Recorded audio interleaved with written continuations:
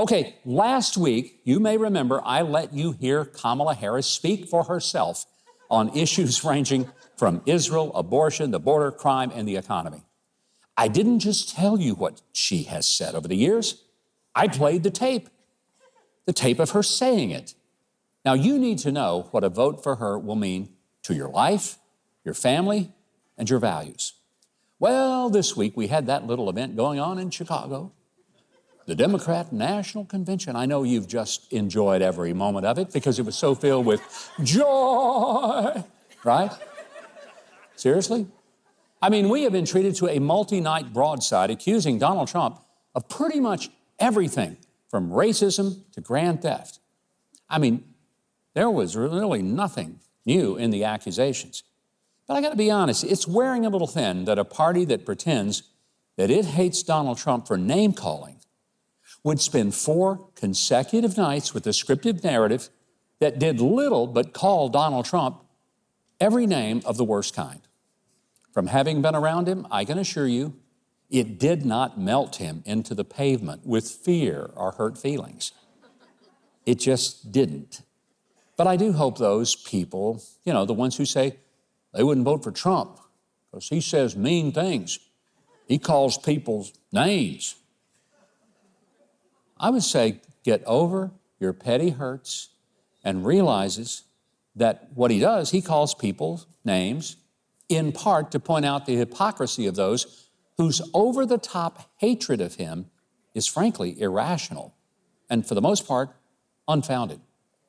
Over the next few months, you're going to hear mostly the same list of utterly nonsense hoaxes that have been long debunked, even some debunked by liberal fact-checkers and media outlets. Now, the staff writers who work with me publishing my twice daily newsletter have compiled the top 10 corrections to lies about Donald Trump that you heard this week at the DNC. I thought you might enjoy hearing those top 10. Here they are. Number 1, Trump's 2016 campaign did not collude with Russia. In fact, the government wasted $30 million of our tax money investigating that groundless accusation and found it wasn't true. Number 2, Donald Trump did not incite his followers to riot or attack police officers on January 6th of 2021. He actually told them to protest peacefully and patriotically. And after the riots started, he urged them to obey the police and leave quietly. He also urged Nancy Pelosi and the mayor of D.C. to let him send 10,000 National Guard troops that day, and they both refused. Number 3, Trump did not try to grab the wheel of the presidential limo and force his driver to take him to the Capitol on January 6th. Of all the nutty things, that's the dumbest thing I've ever heard. I've been in the presidential limousine with presidents before. I always wanted to ride in it as the president. That never really worked out. But I've been in that car with the dude who's the president on several occasions, more than one president. And I got to tell you, you can't jump up from the back to the front seat. It's physically impossible. And when that came out, anybody who's ever been around a presidential detail said, got to be kidding. Well, that's been debunked by all the alleged witnesses who were there. Number 4, Trump never said there were very fine people among the neo-Nazis at Charlottesville. Never said that. He actually said that those people, the neo-Nazis, should be condemned totally. Even a liberal fact-check group admitted that any other assessment of that was totally false. Number 5, Trump did not refuse to visit a U.S. military cemetery in France because he said the soldiers there were suckers and losers. The trip got canceled because the weather was too dangerous for his helicopter to take off. And that whole comment about the suckers and losers, that was refuted by everyone who was present, including my own daughter, but also including people who are not even Trump fans. And if I didn't trust them, I'd always trust my daughter. Just would do that. Never said that. Number 6, Trump never said he planned to be a dictator from day one if he was reelected. In fact, he scoffed at the accusation and then joked that he would be a dictator, but only for one day. He'd order the border sealed and oil companies to drill, baby, drill.